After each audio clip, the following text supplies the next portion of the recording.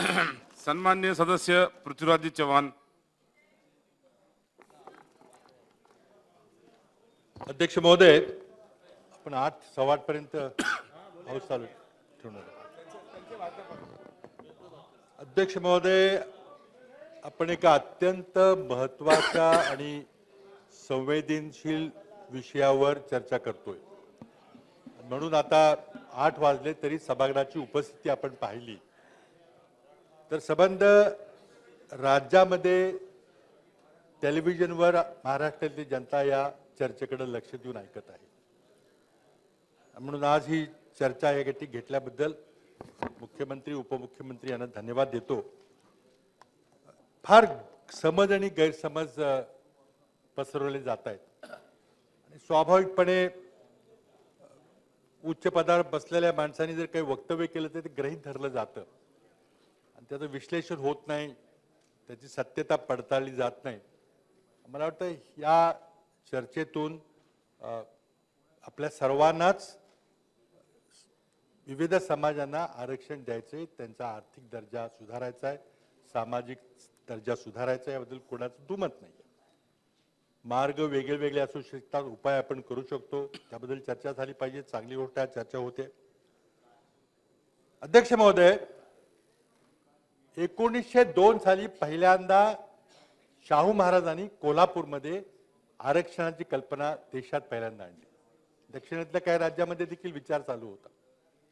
म्हणून आज देशभरामध्ये छत्रपती शाहू महाराजांचं नाव विशेष ओबीसी समाजामध्ये घेतलं जातं. उत्तर प्रदेशमध्ये त्यांच्या नावाने एक जिल्हा तयार केलेला आहे. त्यावेळेला पहिल्यांदा 50% आरक्षण देण्यात आलं मागासवर्गीयांना आणि त्या मागासवर्गीयांच्या यादीमध्ये मराठा समाजाचा समावेश झाला. 1902 पासून कोल्हापूर संस्थांमध्ये आरक्षण मिळत गेलं. परंतु स्वातंत्र्यानंतर जेव्हा आपण राष्ट्रीय मागासवर्गीय आयोग नेमला, काका कालेलकर आयोग नेमला, त्या आयोगाने मात्र मराठा समाजाला मागासवर्गीय दर्जा देण्याला नकार दिला. त्यावेळेपासून मग मराठा समाजाला राष्ट्रीय पातळीवर मागासवर्गीयाचा दर्जा मिळाला नाही. पुढे 92-93च्या सुमारास मंडल आयोगाने त्याची पुनरावृत्ती केली, आपल्याला काढून टाकलं.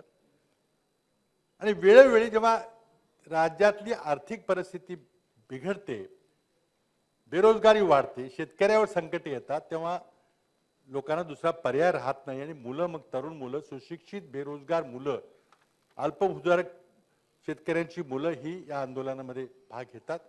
आणि आज तीच परिस्थिती आपल्यासमोर आहे. प्रचंड मोठं बेरोजगारीचं वातावरण आहे. शिक्षणाचं खाजगीकरण झालेलं आहे, कोणाला शिक्षण परवडणारं झालंय.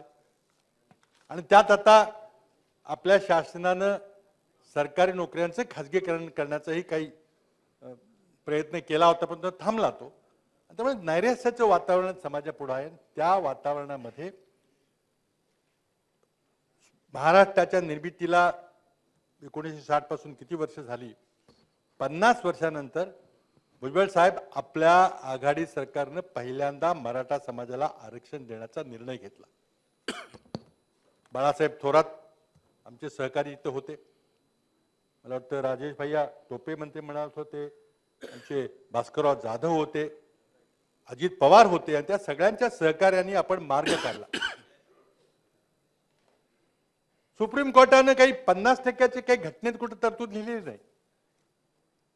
एका खटल्यामध्ये त्यांनी गाईडलाईन्स दिलेल्या आहेत की 50%च्या वर आरक्षण असू नये, आणि जर 50%च्या वर आरक्षण द्यायचं असेल तर विशेष मागासलेली परिस्थिती तुम्हाला दाखवावी लागेल. आणि ती दाखवण्याकरता मग राज्याच्या मागासवर्गीय आयोगाकडून संख्यात्मक माहिती, क्वांटिटेटिव्ह माहिती गोळा केली पाहिजे, हा निर्देश आहे. अध्यक्ष महोदय, आमच्या मंत्रिमंडळाच्या सहकार्याने आम्ही निर्णय घेतला की आपल्याला ही प्रलंबित मागणी आहे ती त्यापुढे काहीतरी पुढे करावं लागेल. आम्ही प्रामाणिकपणे राज्य मागासवर्गीय आयोगाचे त्यावेळेचे अध्यक्ष न्यायमूर्ती बापट यांच्याकडे गेलो. त्यांना सांगितलं की फक्त माहिती गोळा करा, आरक्षण द्यायचा राजकीय निर्णय कॅबिनेट घेईल, पण सुप्रीम कोर्टाच्या आदेशाप्रमाणे संख्यात्मक क्वांटिटेटिव्ह डेटा गोळा करा. दुर्दैवानं त्यांचं काय त्यांचा पूर्वग्रह दूषित होता मला माहित नाही. त्यांनी स्पष्टपणे सांगितले की मराठ्यांना आरक्षण द्यायची काय गरज नाही, मी काही करणार नाही. मग ते बरेच सांगितले किती तुमचे मुख्यमंत्री आहेत आणि किती कारखान्याचे चेअरमन आहेत वगैरे बऱ्याचशा गोष्टी झाल्या, मी ते सगळं सांगत नाही. पण तर आमच्यासमोर पर्याय नव्हता. सुप्रीम कोर्टाने काय म्हटलंय की क्वांटिटेटिव्ह माहिती द्या. आता त्यांनी म्हटलं की मागासवर्गीय आयोगाकडून द्या, पण मागासवर्गीय आयोग तयार नसेल तर आमच्याकडे पर्याय काय होता. अध्यक्ष महोदय, आमच्या मंत्रिमंडळानं मंत्रिमंडळाची एक उपसमिती गठीत केली. त्या आमच्या मंत्रिमंडळामध्ये राधाकृष्णजी इथं आलेले तेही होते, भुजबळ साहेब होते. आणि त्या समितीमध्ये निलेशजी रितेशजी गेलेत का काय मला माहित नाही, पण आम्ही नारायणरावजी राणे आमचे ज्येष्ठ सहकारी होते, माझे मुख्यमंत्री होते, त्यांना त्या समितीचं काम देण्याची विनंती केली. आपण सरकारी अधिकाऱ्यांच्याकडून माहिती घ्या. आता सरकारी अधिकाऱ्याला जर विचारलं तर तो खोटं सांगणार नाही, कारण त्याची नोकरी जाईल त्यानंतर. राणे साहेबांनी आणि त्यांच्या कमिटीने, त्यामध्ये मंत्रिमंडळाचे अनेक सहकारी त्या उपसमितीमध्ये होती, ते मंत्री गट होता, तो मंत्रिमंडळाची उपसमिती होती. त्यांनी प्रत्येक विभागीय कार्यालयामध्ये ते स्वतः गेले, माहिती गोळा केली. वर्षभर लागलं त्यांना. 2013 मध्ये आम्ही काम सुरू केलं होतं, वर्षभर काम लागलं आणि त्यांनी एक अहवाल दिला आणि मराठा समाजाच्या सरकारी नोकऱ्यांच्या मध्ये काय परिस्थिती आहे, शिक्षण संस्थांमध्ये, व्हाईस चान्सलरमध्ये काय परिस्थिती, हा अहवाल दिला. मंत्रिमंडळाला तो अहवाल सादर केला. अध्यक्ष, असं कोणाचंच म्हणणं नाही की मराठा समाज हा राजकीय दृष्ट्या सक्षम नाही. आहे, बरेचसे आमचे 200-400 कुटुंब राजकारणामध्ये अग्रणी आहेत, त्यामध्ये वाव नाहीये. प्रश्न आहे सरकारी नोकऱ्यांचा, जिथं धोरणात्मक निर्णय होता, जिथं समाजाला दिशा दिली जाते, त्यामध्ये काय परिस्थिती आहे. परिस्थिती वाईट होती, बिकट होती. आणि म्हणून वेळ झाला होता, निवडणुका येणार होत्या. आम्ही जून 2014 मध्ये अध्यादेश जारी केला आणि मराठा समाजाला कमिटीने 20% आरक्षण सुचवलं, तर आम्ही 16% केलं आणि 16% आरक्षण द्यायचा अध्यादेश म्हणजे कायदा केला. लोकांना अध्यादेश आणि कायद्यामधले फरक बऱ्याचशा लोकांना कल्पत असते. अध्यादेश हा कायदा असतो, फक्त त्याला 6 महिन्याच्या आत विधिमंडळाकडून पारित करावं लागतं. त्या अध्यादेशानंतर जाहिराती निघायला सुरुवात झाली, ऍडमिशन मिळायला सुरुवात झाली, लोकांनी उत्साहानं अर्ज भरले, जाहिराती अजूनही आहेत. GR निघाला की मराठा समाजाचा आहे का नाही याचा जे सर्टिफिकेट मिळेल, त्या सर्टिफिकेटवर ते जून 2014च्या अध्यादेशाची आजही आपण जरी सर्टिफिकेट घ्यायला गेला तर त्यामध्ये जून 2014च्या शासन आदेशाची त्यात नोंद आहे की त्या शासन आदेशानुसार हे सर्टिफिकेट दिलं जाते. अध्यक्ष महोदय, कोणतरी दुसऱ्या दिवशी उच्च न्यायालयामध्ये गेला. कोण गेला, कोणी पाठवलं, पण उच्च न्यायालयात गेला, ते लढाई लढली पाहिजे. आम्हाला आमच्या महाअभिव्यक्त्याकडून योग्य सल्ला मिळाला होता. आम्हाला विश्वास होता की या जरी चॅलेंज झालं, आव्हान दिलं गेलं तरी ते आव्हान आम्ही निश्चितपणे हायकोर्टात टिकवून ठेवू.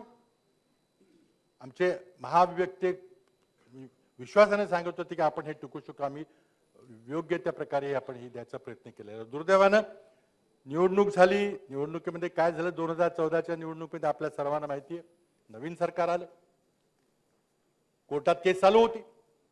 माझी त्या तत्कालीन मुख्यमंत्री महोदय इथं योगायोगानं सभागृहात आहेत, त्यांच्याकडून रास्त अपेक्षा होती की सगळं आर्ग्युमेंट झालं होतं, निकाल लागणार होता. आपण उच्च न्यायालयाला सांगितलं असतं की आमचं नवीन सरकार आलेलं आहे, आम्हाला आमची बाजू मांडून द्या. मागच्या सरकारने काय केलं आम्हाला माहित नाही, एक थोडी वेळ द्या आम्हाला, एक 2-3 महिने आणखी वाढवून द्या. तर मला वाटतं उच्च न्यायालयाने तसं स्वीकारलं असतं, कदाचित काही सांगता येत नाही. आणि मग चांगले नवीन तुमचे वकील लावून मग हे आरक्षण टिकवायचा प्रयत्न केला असता. केलं का नाही केलं. नवीन सरकार आल्याच्या 2 आठवड्याच्या आत उच्च न्यायालयाने निर्णय दिला आणि अध्यादेश रद्द केला. अध्यक्ष महोदय, त्याच वेळेला आम्ही आणखीन एक अध्यादेश काढला होता आणि तो अध्यादेश होता मुस्लिम समाजाच्या मागासवर्गीयांना 5% आरक्षण देण्याचा निर्णय. आता राणे साहेब सन्मान्य सभासद बोलले, त्यांच्याशी मी 100% सहमत आहे. ते म्हटले की धर्मावर आधारित आरक्षण दिले नाही पाहिजे. बरोबर आहे, धर्मावर आधारित आरक्षण तुम्ही मागत नाही. जसं हिंदू समाजामध्ये आपल्याकडे वर्णाश्रमावर आधारित प्रथा आहे, ओबीसी वगैरे त्या प्रथेतून निर्माण झालेली आहे, तसं मुस्लिम समाजामध्ये त्याच प्रकारच्या जाती आहेत. आम्ही मुजीबुर रहमान नावाच्या एका ग्रस्ताकडून एक आयोग नेमला, मुस्लिम समाजाच्या मागासवर्गीयांची यादी काढली, त्यांनी खूप अभ्यास करून 50 मागासवर्गीयांची यादी, मागासवर्ग त्यात नमूद केले आणि त्या मागासवर्गीयांना जसं हिंदू समाजामध्ये ओबीसीना आरक्षण दिलं गेलं तसं मुस्लिम समाजाच्या मागासवर्गीय जातींना आपण जर जी आर आज पाहिला तर त्या जी आर मध्ये 50 जातींची नोंद आहे. त्या जातींना 5% निर्णय दिला. अध्यक्ष महोदय, आता हा निर्णय राणे साहेब मगाशी म्हटले सन्माननीय सदस्य की हायकोर्टाने तो रद्द केला. हायकोर्टाने मुस्लिम समाजाचा अध्यादेश रद्द केला नाही. त्यांनी शिक्षण नोकऱ्यांच्या बद्दल मान्य नाही केलं, पण शिक्षणाच्या बद्दल राज्य सरकारनं आमच्या कॅबिनेटचा जो निर्णय घेतला होता तो योग्य असं मान्य केलं, परंतु तो अध्यादेश होता, त्याला विधिमंडळामध्ये पारित करायची जबाबदारी नव्या सरकारची होती. पण नव्या सरकारनं भूमिका घेतली की धर्मावर आधारित आरक्षण आम्ही देणार नाही. ते धर्मावर आधारित आरक्षण नव्हतं.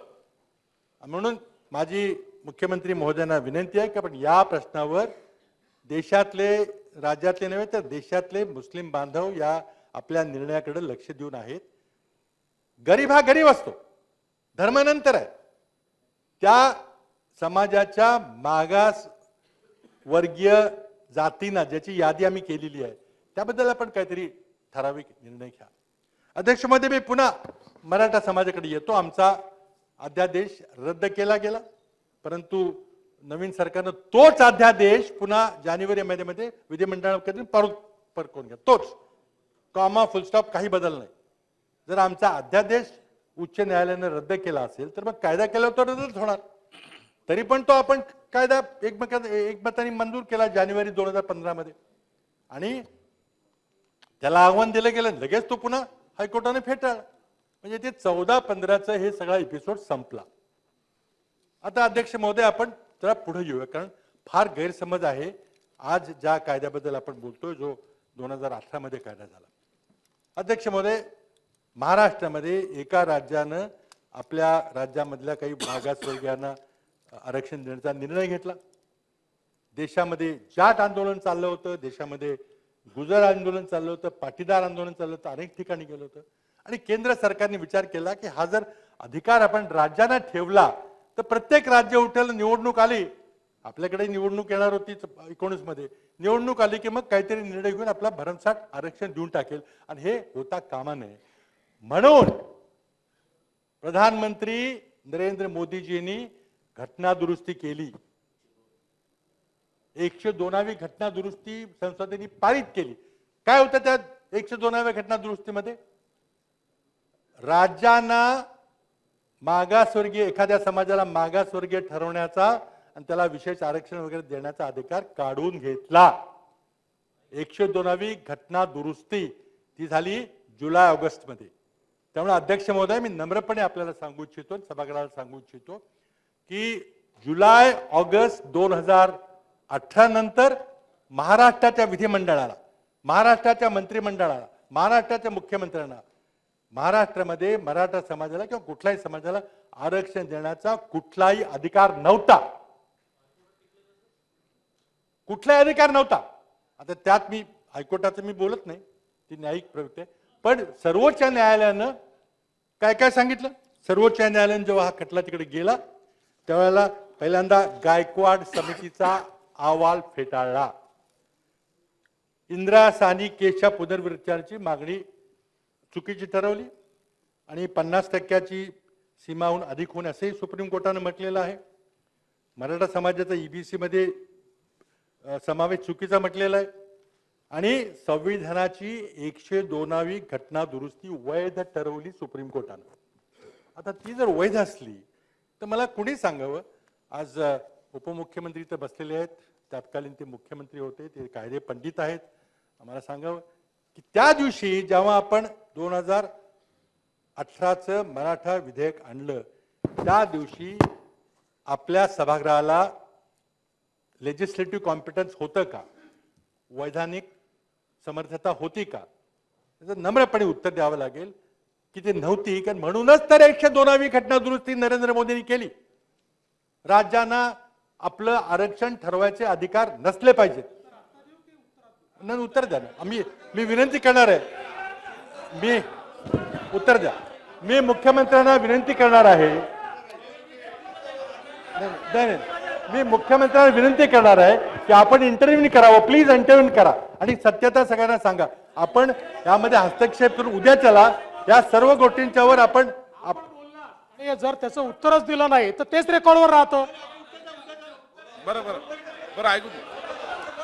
मुख्यमंत्री महोदय सगळ्यात आपला एवढंच महत्वाचं आहे की जर लेजिस्लेटिव्ह एक कॉम्पिटन्स मिनिट. नसता तर हायकोर्टाने वैध कसं ठरवलं असतं. आणि सर्वोच्च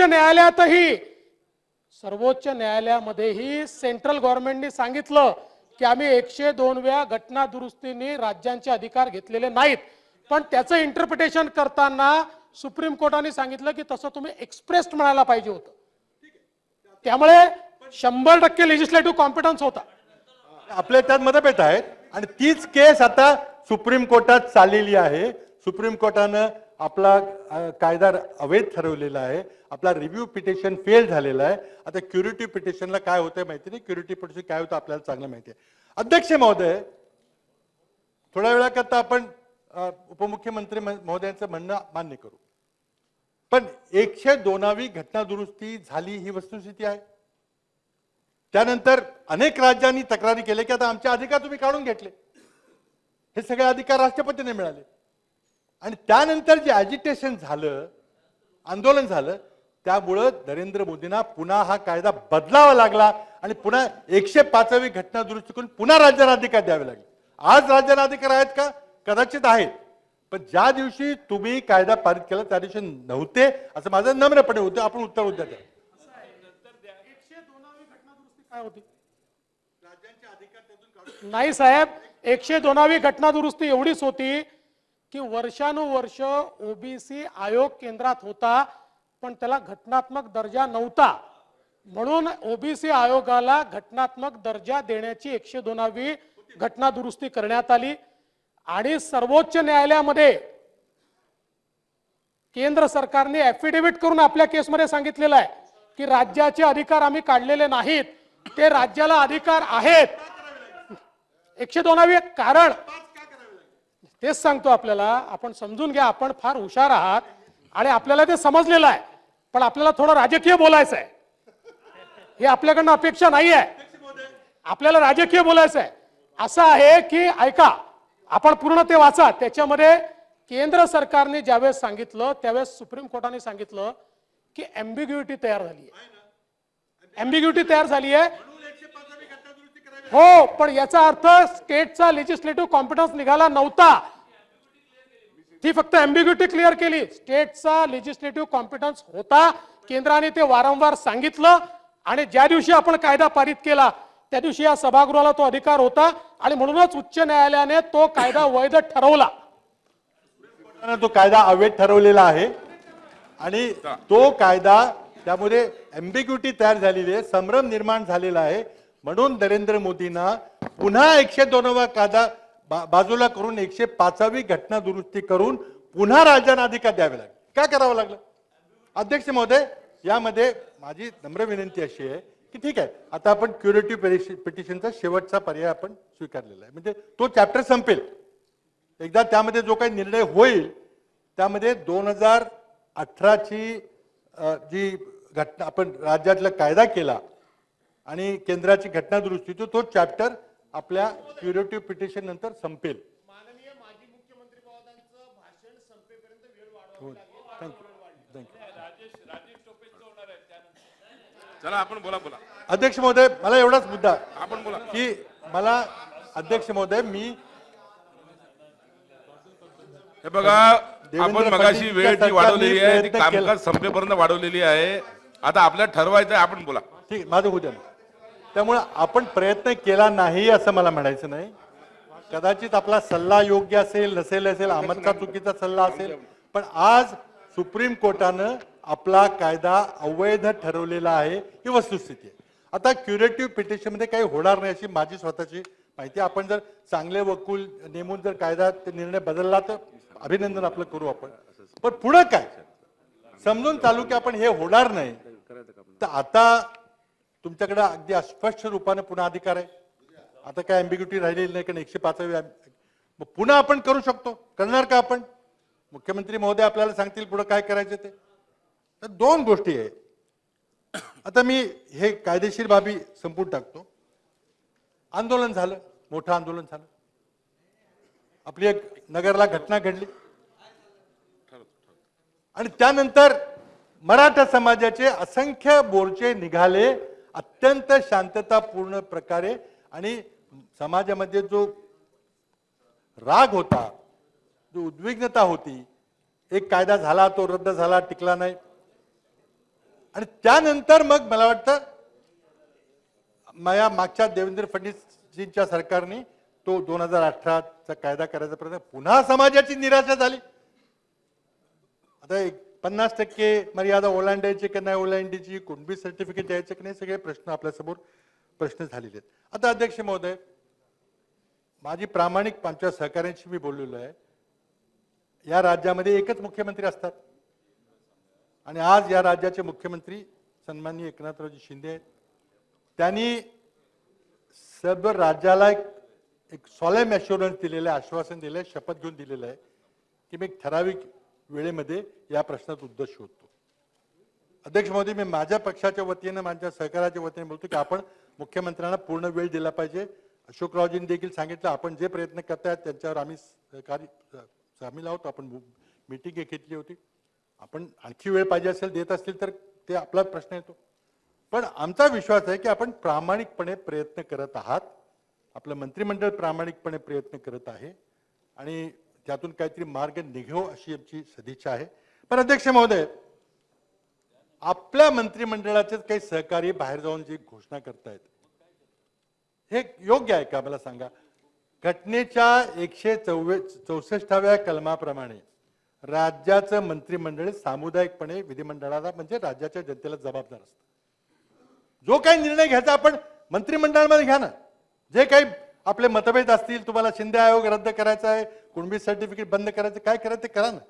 तुम्ही समाजामध्ये बाहेर जाऊन आवेशपूर्ण भाषण करून समाजामध्ये जे तेढ निर्माण करणं, हे शेवटी कुणी जरी भाषण केलं तरी शेवटी आपल्या आपल्या मंत्रिमंडळाचे सहकारी ते करतात. हे आपल्याला थांबवावं लागेल. आपण आज त्यांना विशेष दोघं जण बसलेला आहात, बोलवा, त्यांना सांगा आपली काय भावना आहे आणि त्यांनी जी मागणी केली असेल ती मान्य करा आपल्याला वाटत असेल तर. पण बाहेर जाऊन समाजामध्ये भांडणं लावायची हा काही आपला पॉलिटिकल गेम प्लॅन आहे काय आम्हाला समजत नाही. आज एका बाजूला अध्यक्ष महोदय, मला असं वाटतं की आपण चांगलं बोलतात. आपण नाव जरी घेतलं असतं तरी काही बिघडलं नसतं अध्यक्ष महोदय, पण ते समजू शकतं सगळ्यांना. प्रश्न असा आहे की अख्खं बीड पेटल्यानंतर, ह्या सभागृहाच्या 2-2 सदस्यांची घरं पेटल्यानंतर, बायका मुलं सुद्धा अडकल्यानंतर, राख रांगोळी झाल्यानंतर तुमचं आमचं प्रत्येकाचं काम होतं तिथे जाऊन बघणं की आपल्या साधा मनुष्य असेल त्याला जर असं झालं असेल तर आपण बघायला जातो.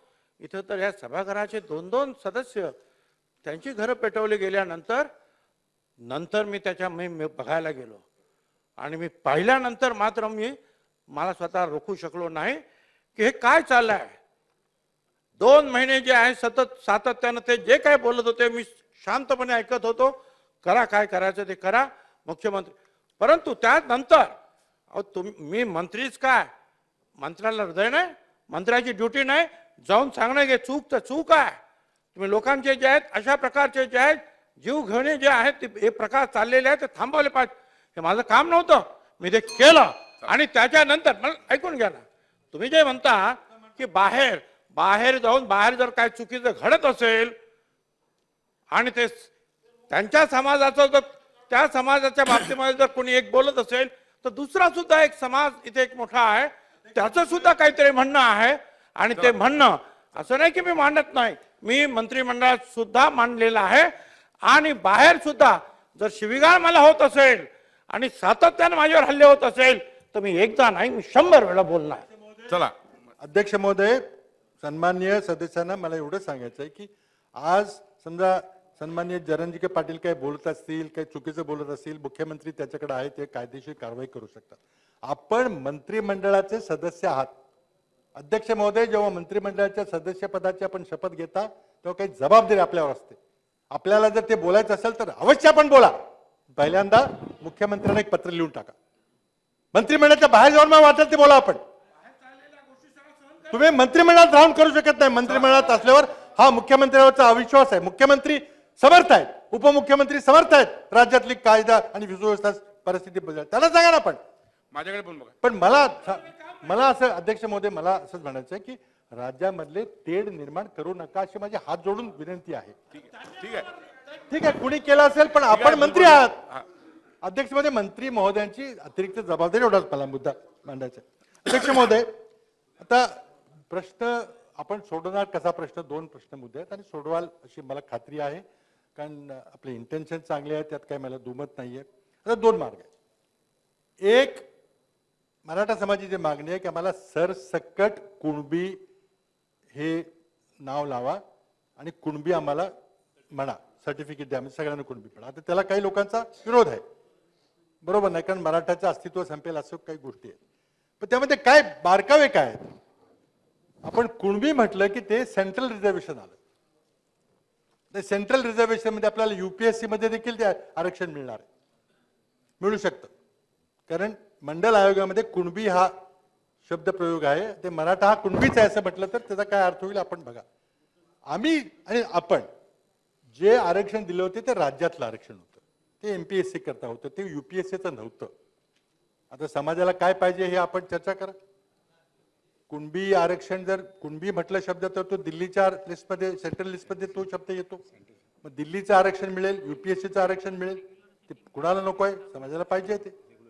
आणि राज्याचं दिलं तर मग MPSC पुरतं ते आरक्षण मर्यादित राहील. आपण दिलं होतं, तुम्ही दिलं होतं. तर याबद्दल आपल्याला काहीतरी निर्णय घ्यावा लागेल, कारण समाजाची अपेक्षा आहे.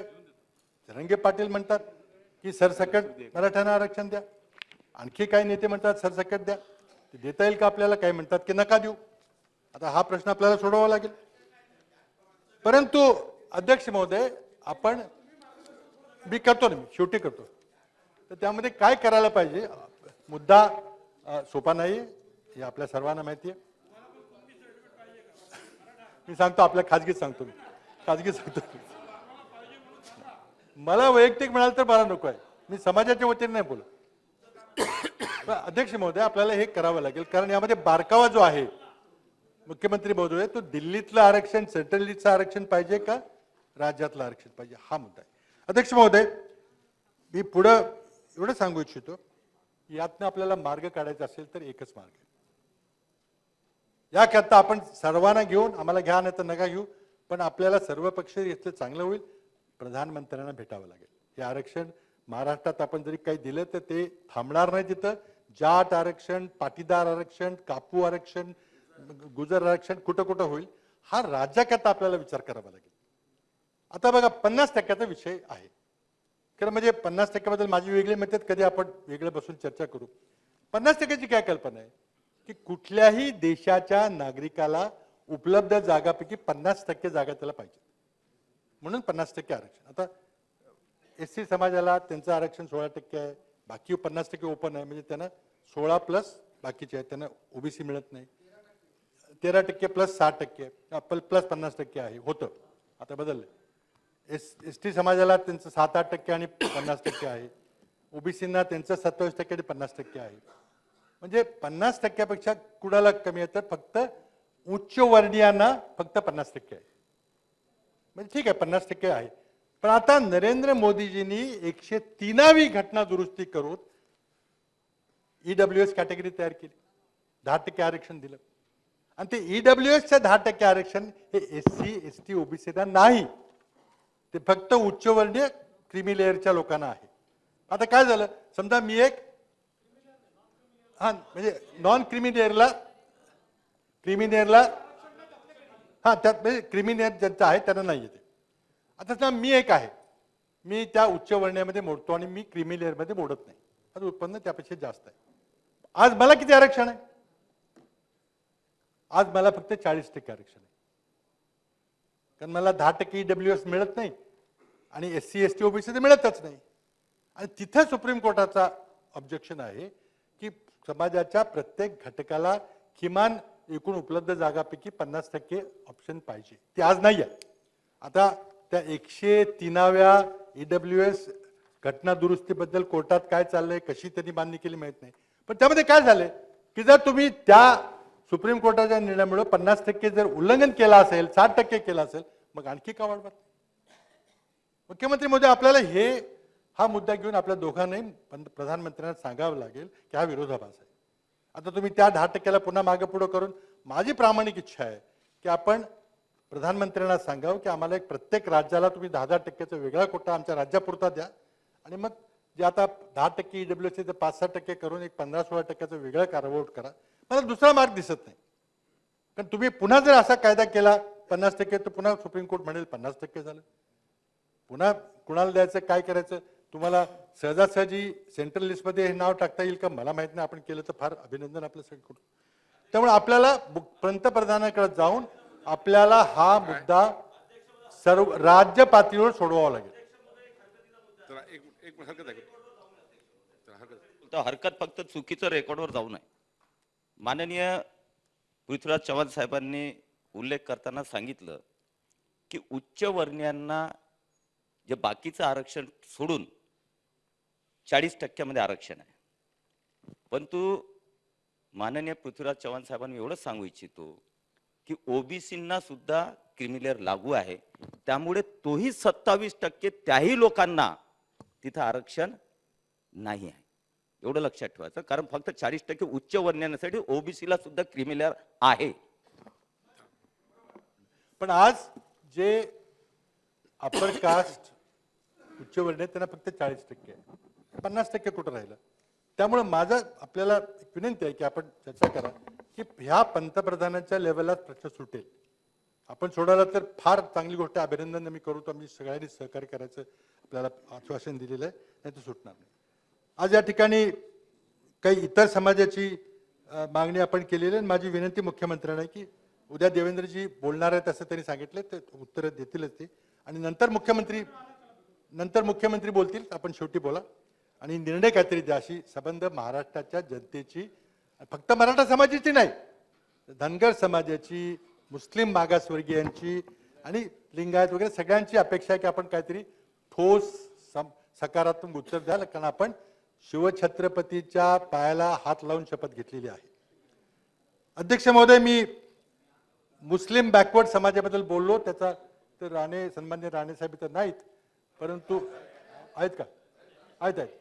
कारण मी त्या ठिकाणी, तुम्ही नव्हता मला वाटतं त्यावेळेला, आज त्यांच्या पिताजींनी नारायण राणेजींनी जे काम केलं, खूप चांगलं काम केलं. ते माझ्या मंत्रिमंडळाचे माझे सहकारी होते. त्यांनी आमच्या मंत्री गटाचं अध्यक्ष केलं. वर्षभर त्यांनी मेहनत करून ती सगळी माहिती काढली आणि माहिती दिली. त्या माहितीचा कणी वापर करायचा असला करा, पण आपण म्हणताय त्याशी मी संपूर्णपणे सहमत आहे. थोडी माहिती आपण घ्या अशी विनंती करतो. धर्माच्या आधारावर कोणालाही आरक्षण देऊ नये, पण आम्ही जे 5% आरक्षण दिलं ते धर्माच्या आधार नव्हतं. मुस्लिम समाजाच्या शोधून काढलेल्या 50 मागास जातीच्या करता होतं. तसं हिंदू समाजामध्ये ओबीसी आहे, मुस्लिम मध्ये हाताने काम करणारी माणसं आहेत. त्यांच्या जाती मुझफ्फर हुसैन काय ना महमूदुर रहमान कमिटीने ती जाती शोधून काढलेल्या आहेत. त्या GR मध्ये त्या उल्लेख त्याचा आहे. आपण त्यावर गंभीरपणे विचार करा आणि कृपा करून हे धर्माला आरक्षण आहे असं समजू नका, म्हणू नका.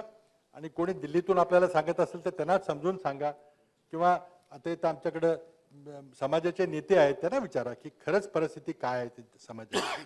अध्यक्ष महोदय, उपमुख्यमंत्र्यांनी 2014च्या निवडणुकीच्या पूर्वी धनगर समाजाला अगदी जोरात छाती ठोकून आश्वासन दिलं होतं की 15 दिवसात आमच्या सरकार आलं की पहिल्या मीटिंगला देतो. काय झालं सांगा ना मला. आज धनगर समाजाचे आमचे सगळे बांधव या सभेकडे, या चर्चेकडे ते लक्ष लावून बसलेले आहेत की आता काय आपल्याला मिळणार आहे. ते आश्वासन होते, पोकळ आश्वासन होतं का, फक्त मतं मिळवण्याकरता होतं का, मतं मिळाली, पण पुढे काय झालं? कारण ती परिस्थिती काय आहे त्याचा अभ्यास मीही केलेला आहे. अनेक मीटिंग आमच्या झाल्या होत्या. त्यातनं मग 15 दिवसात आरक्षण देतो हे आपण जी घोषणा त्यावेळेला तत्कालीन देवेंद्र फडणवीसजींनी केली होती, तर काय झालं सांगा ना. प्रांताध्यक्ष होते, काय झालं सांगा. आज आम्हाला सगळ्यांना म्हणजे फक्त निवडणूक करता वाटेल त्या घोषणा करायच्या, आणि मग त्या विसरून जायच्या आणि मग समाजाला काहीतरी कोणाला एखादी आमदारकी दे कोणाला काहीतरी दे म्हणून शांत करायचं असं करणार आहे का आपण? मला वाटतं याचंही उत्तर कुठेतरी आलं पाहिजे. अध्यक्ष महोदय, मी आपला वेळ घेणार नाही, बराच वेळ झालेला आहे. माझी शेवटची एवढीच विनंती आहे की जे काय असेल ते सर्वांना विश्वासात घेऊन करा. आपण उत्साहाच्या भरामध्ये खूप मोठं आश्वासन दिलेलं आहे. आपल्याला यश येवो अशी आमची प्रामाणिक प्रार्थना आहे. महाराष्ट्रातली सगळी माणसं दिवस मोजतायत कॅलेंडरवर, आता किती दिवस राहिले आणि आता त्यातून आपण काय मार्क काढणार आहे. अध्यक्ष महोदय, आपल्या राज्यातल्या मागासवर्गीय आयोगाच्या अध्यक्षांनी 4 डिसेंबरला राजीनामा दिलेला आहे. आता तो राजीनामा का दिला याची कारण वर्तमानपत्र देत आहे, ते मला काही माहिती नाही, मी काही त्यांना भेटलेलो नाही. पण तो एका बाजूला आपला शिंदे आयोग आहे, त्या शिंदे आयोगाला वैधानिक मान्यता आहे का? सुप्रीम कोर्टाने जे सांगितलेलं की राज्य मागासवर्गीय आयोगाने काम केलं पाहिजे. आज 4 सदस्यांनी याच्या आधी राजीनामा दिलेला आहे आणि आता मागासवर्गीय आयोगाच्या अध्यक्षांनी राजीनामा दिलेला आहे. तो 8 दिवस आपण लपवून ठेवला, कोणाला सांगितलं नाही. आता नवीन अध्यक्षाचा आयोग आपण नेमणार आहात का नाही, ते सगळं काम थांबलेलं आहे. आणि का राजीनामा दिला?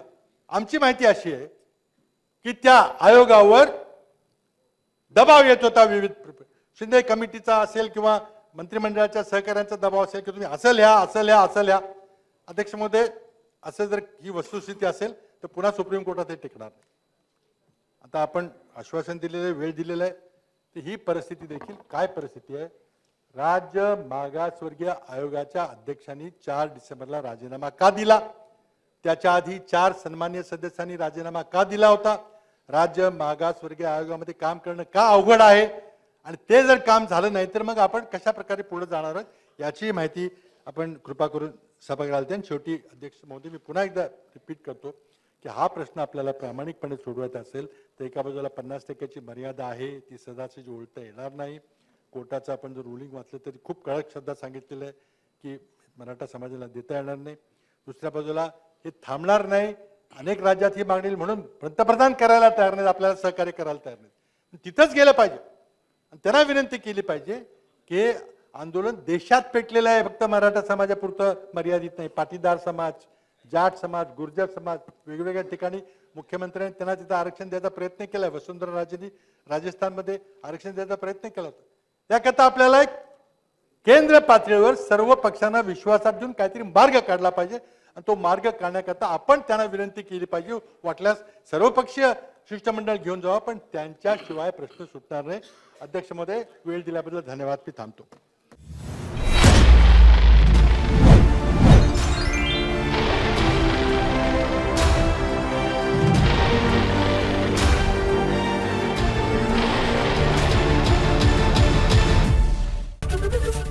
एबीपी माझा, उघडा डोळे बघा नीट.